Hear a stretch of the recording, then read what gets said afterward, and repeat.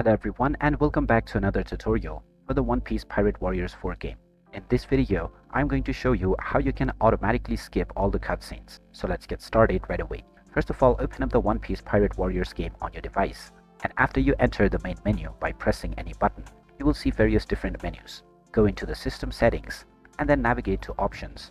And after choosing either player 1 or player 2, you will see various different settings once again.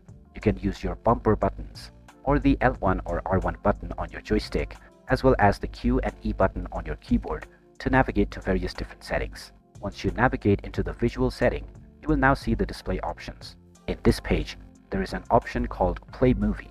If you set this option to off, then this will automatically skip all of the cutscenes that are displayed within the game without you having to skip them each and every time. After turning this to off, go to the Finish Setup button and then press OK. After your settings have been saved, you can now go and start enjoying your game, and you will now not see any more cutscenes within your gameplay. You can re-enable this setting at any point in the future if you wish to do so by following the same steps. And there you have it. That is how easy it is to auto-skip all of the cutscenes within the One Piece Pirate Warriors 4 game. If you find this video helpful, don't forget to hit that like button and subscribe to our channel for more useful tips and tutorials. Thanks for watching, and I'll see you again in the next one.